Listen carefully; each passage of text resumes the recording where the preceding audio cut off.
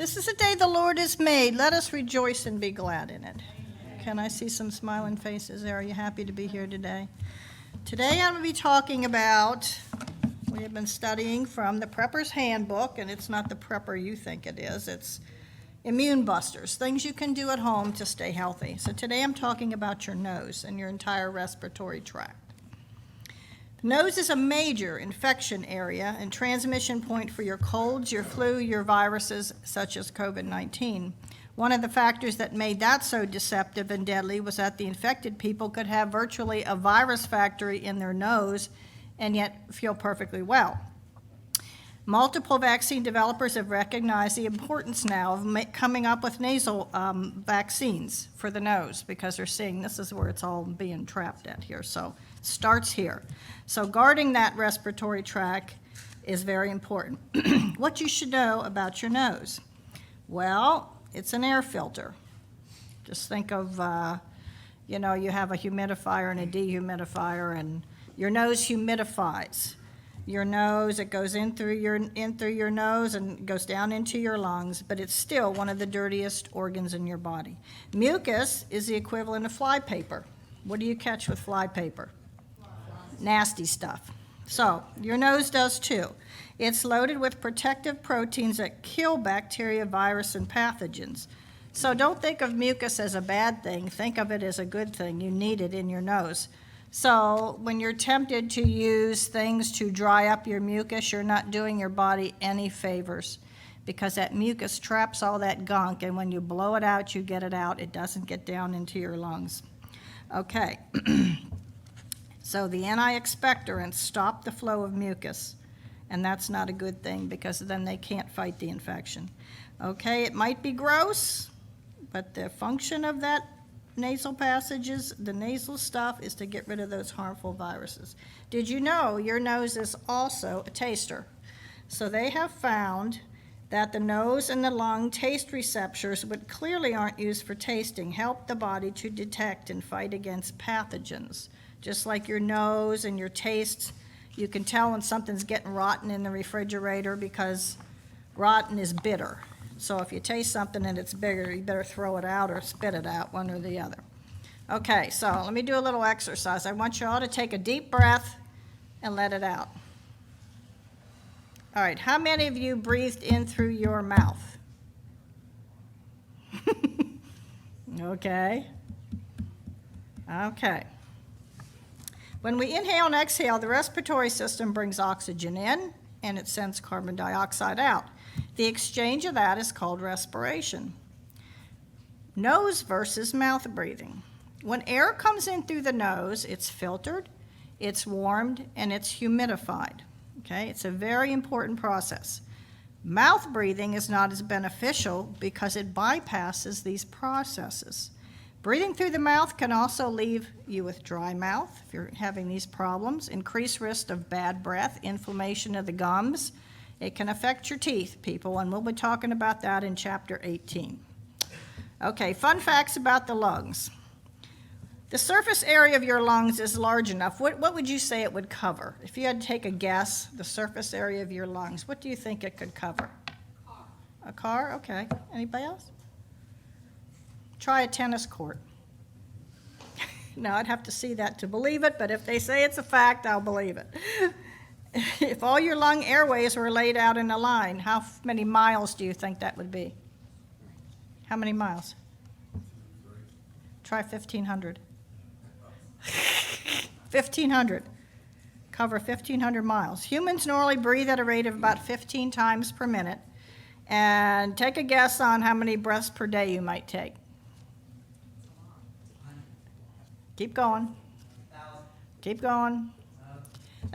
Let's try 22,000 and sucking in 2,000 gallons of air. Okay, what your lungs do for you. When you think of your lungs, we usually think of breathing or respiration. However, they do other important body functions.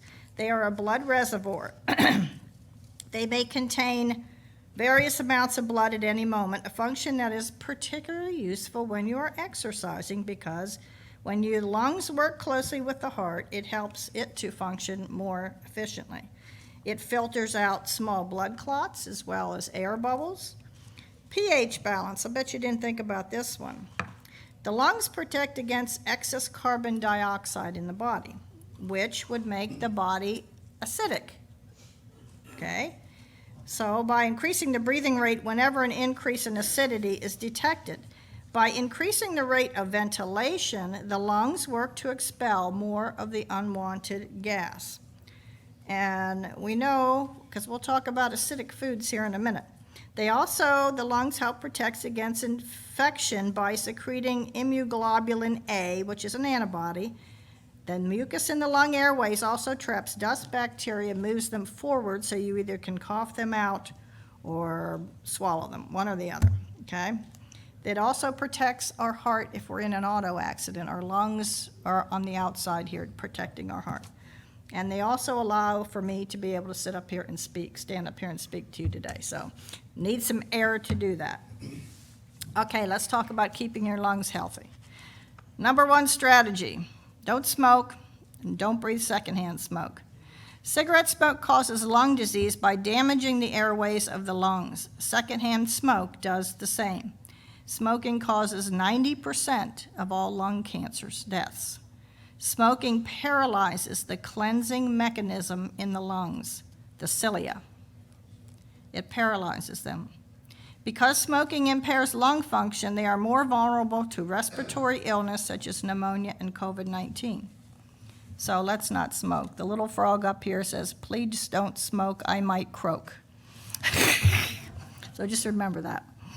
Strategy number 2, avoid breathing lung irritants. All right, we know we have environmental pollutants. They cause irritation in the airways. They trigger inflammation, which in turn causes asthma attacks, chest pain, coughing, wheezing, shortness of breath. Some of these lung irritants, artificial fragrances. I know that when I go in somebody's house and they have one plugged into a wall, I am really irritated. So a lot of that stuff has artificial chemicals in there that is no good for your lungs. We all know what asbestos is, chemical fumes, dust, and mold. Radon, a radioactive gas found in the soil. And there are lung cancer deaths from radon exposure. And I live in an area where there's a lot of limestone. And we have a basement. And for the first few years, you can't smell it. But when we took tests down there, it was extremely high. It was in double-digit numbers, and 4 is where they consider dangerous. So if you're living in a limestone bed somewhere, and there's a lot of limestone in Waynesboro, make sure you have your basement checked if you have lower levels, because your radon can be getting up there and you don't know it. So that's my suggestion. Okay, acidic foods improve your lung health. Get regular exercise, forgot that one. When you work out, your lungs get a workout. Okay, eat to improve your health. Doesn't tell me which ones to eat. It basically says which ones to stay away from, which are acidic. Okay, they cause heartburn, acid reflux. People with lung disease find that avoiding or limiting citrus, coffee, fruit juice, spicy foods, and tomato sauce reduces the acid reflux and with it lung disease symptoms. Carbonated beverages. Carbonated drinks cause gas and bloating, so it puts pressure on the lungs. It can also contribute to dehydration. What do we want to drink instead, people? Water, good fresh water. Cold cuts, link between nitrates in processed meats and poor lung function.